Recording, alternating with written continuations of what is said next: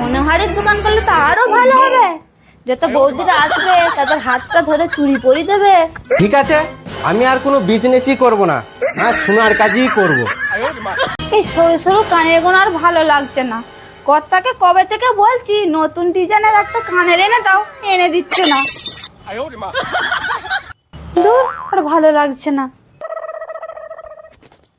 আজকে ও খেতে আসুক, তারপর ওকে দেখাচ্ছি। শালা যেই থেকে সোনার দাম বেড়েছে, কাজকর্মর হাল বহুত খারাপ হয়ে যাচ্ছে। ব্যাপারীকে ফোনটা লাগা। हेलो सेठ जी, कुछ काम फाम दीजिए, कितना दिन से बैठा हूँ। क्या बोल रहे हैं? खुद की सुने पे काम करना पड़ता। ठीक है, ओके मालिक। শালা মনে হয় আর সোনার কাজ হবে না, আর ভালো লাগছে না, ধর দেশে পালিয়ে যাবো। হাই মারা, মোবাইলটাই তো ভুলে গেছি। টুসে টুসে, ওই এসে গেছে, আজকে ওকে এক্ষুনি বলতে হবে। আসছি।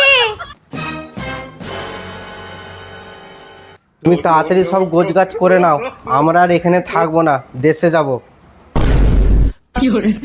তাহলে আমার সোনার কানেরটা কি হবে?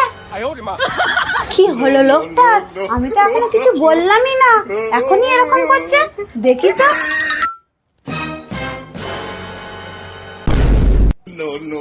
কি হয়েছে, কি হয়েছে তোমার?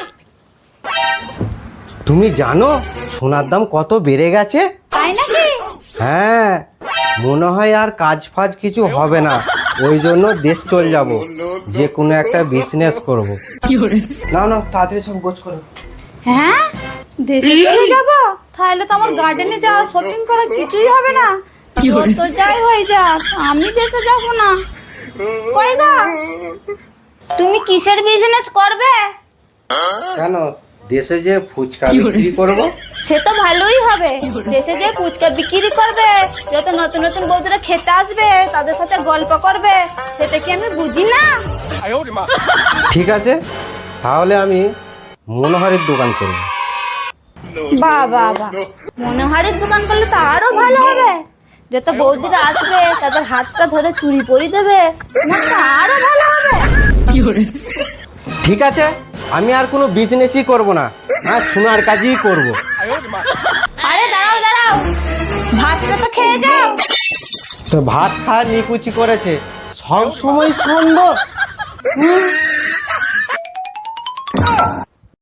যাকগে, রাগ করে ভালোই হলো, আমাকে তো আর দিয়ে যেতে হলো না। রাত্রে কর্তা এলে ভালো করে রান্না করে খাইয়ে দেবো। এই সোনার দামটা না যখন তখন বেড়ে যায়, শুধু শুধু টেনশন দেয় আমার লোকটাকে।